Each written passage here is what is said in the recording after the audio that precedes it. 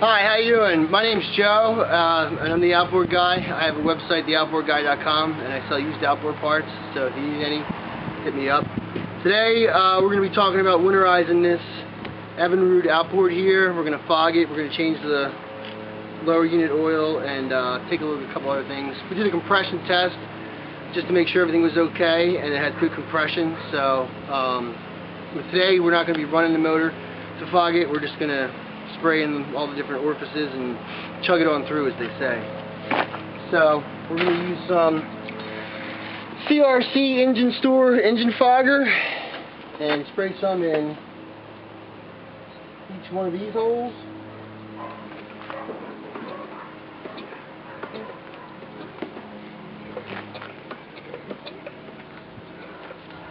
Okay, so that's going to make sure the cylinders are protected, but we also want to protect the inside of the engine too. So what we're going to do now, if we could turn it over and spin it a little bit faster, that would definitely be easier, but we don't have any water hooked up here, so we don't want to run it without water on it. So we're just going to use the old-fashioned rope on a string on a wheel technique. And could you yank this for me, Todd? While I spray some stuff in the carburetor? Alright, where do I say go? Alright, go ahead. Yeah. Alright, there we go, nice.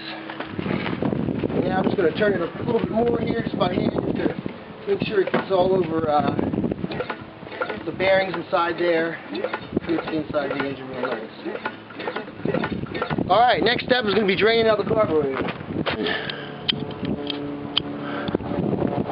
Alright, the next thing we're going to do now is we're going to drain the gas out of the carburetor. If you only do one thing to winterize your outboard, this is the one thing you should do. Because that gas, especially if you don't have any treatment in there, over the winter it can just turn into gum.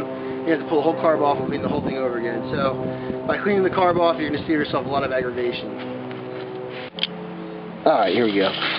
Okay, so in here at the bottom of the carburetor, there's this nut right here. So we're just going to back that nut off right now. Alright, now, so I opened up the carburetor, and I took the bolt out and put the choke on and spun it around, took the choke off, and just did whatever I could to see if there's any fuel left in any of the passages. And then I put a little bit of engine store in that bottom screw hole and put the screw back in, and then we're done now. And we're also done with our fogger, so we can stick our spark plugs back on. And the next thing we're going to do is our lower unit. Now the reason why I do the lower unit last is with all this turning of the engine, if there's any water in that oil that maybe it's separated out, it could churn it up a little bit and make it easier for us to see. It'll come out like a milky white. And if it's sitting for a real long time, sometimes the water just sits on the bottom and it just slips out without noticing. So that's why I do that next. So, let's see here. So now we're going to drain the fluid out of this lower unit. And we're going to look for a couple of things. We're going to look for water, and we're going to look for any metal. A little trick to getting these off is just get a hammer and a big old screwdriver. Stick it on there, give it a couple whacks, and then right under here in the middle. And then inspect around here for any kind of oil and any buildup of dirtiness. This is really clean in here, so I think this is probably a very good seal here, and there's no dirt or oiliness kind of stuck down here, so that's a good sign as well.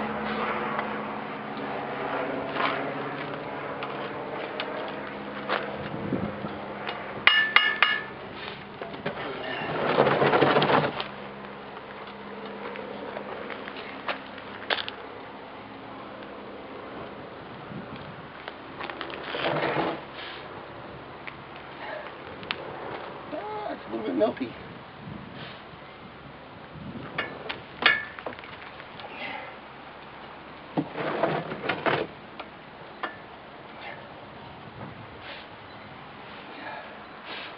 So here we see this fluid here isn't transparent, so it's a little bit milky, which means there's some water getting into this this lower unit. I hooked up my pump here, and I got the correct lower unit oil. So I'm going to set it back down again.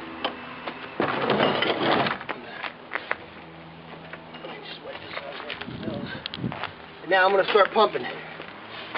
And I'm going to keep pumping until the oil comes out the vent hole. Oh, victory!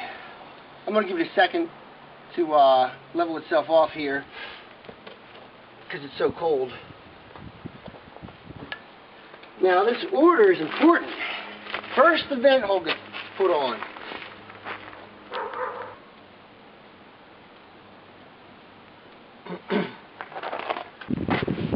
Alright, our next step is corrosion resistance.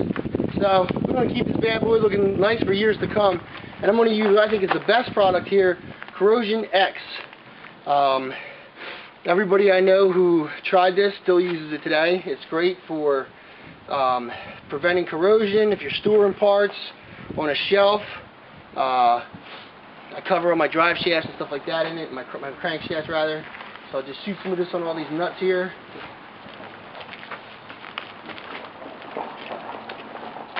The one thing about it is it doesn't spring very well. So you got to kind of have a rag.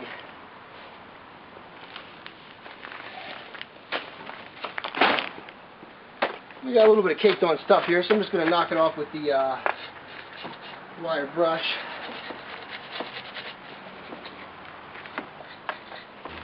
And we'll get make sure we get the starter real good.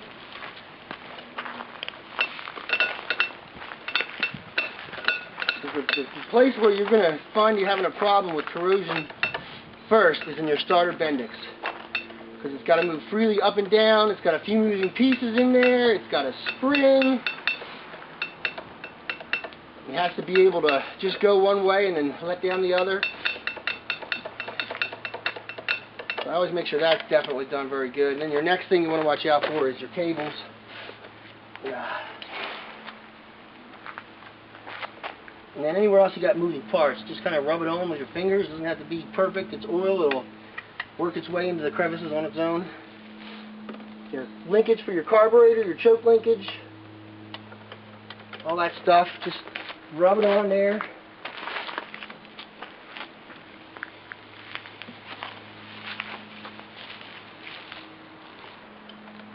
Electric choke up and down a few times so the stuff can get down and coat the inside of that so it doesn't get hung up. Alright.